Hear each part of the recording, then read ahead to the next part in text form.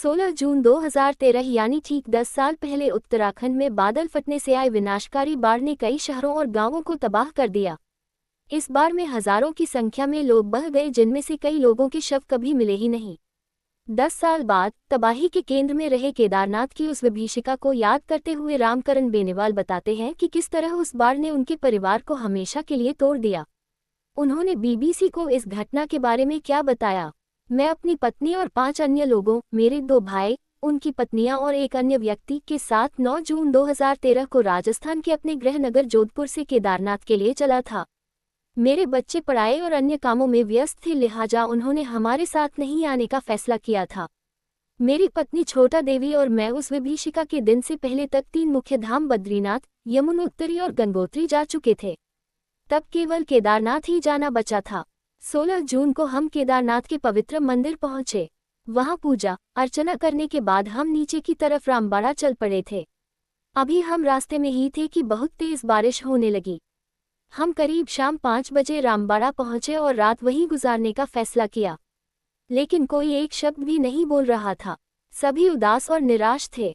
पेड़ पर चढ़ने के दौरान मेरा कंधा उखड़ गया था, लेकिन किसी तरह मैंने उसे ठीक किया। आज भी मेरे कंधे में दर्द होता है। वो प्राकृतिक आपदा थी जो भगवान की मर्जी से हुई थी। मैं उसे एक ट्रेन यात्रा की तरह याद करता हूँ, जहाँ सफ़र के दौरान सभी यात्री आपस में बातें करते हैं, पर अपना स्टेशन आने पर उतर जाते हैं। शायद केदारनाथ मेरी पत्नी का वो आखिरी स्टेशन था। अब मैं अपना समय ध्यानयोग और भगवान का नाम लेकर गुजारता हूँ, ताकि वो घटना मेरा ध्यान न खींचे। अगर आप मुझसे पूछें कि क्या मैं दोबारा केदारनाथ जाऊंगा, तो मेरा जवाब स्पष्ट तौर पर हाँ होगा।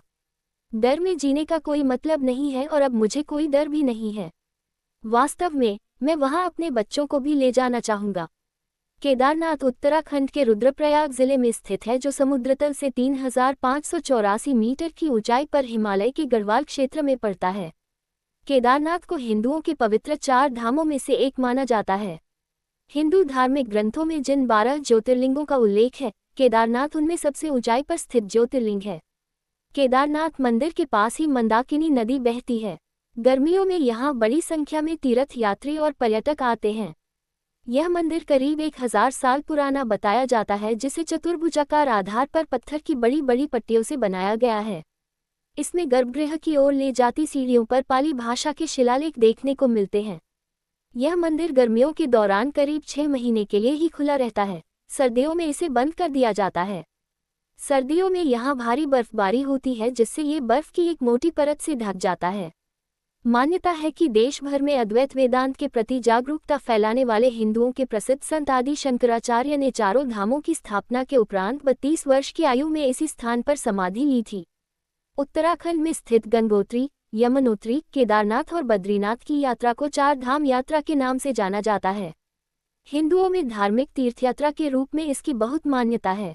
हिमालय की पश्चिम दिशा में उत्तरकाशी जिले में स्थित यमुनोत्री 4 धाम का पहला पड़ाव है। 4 धाम के दर्शन के लिए जाने वाले श्रद्धालु पहले यमुनोत्री, फिर गंगोत्री और फिर बद्रीनाथ और केदारनाथ जाते हैं।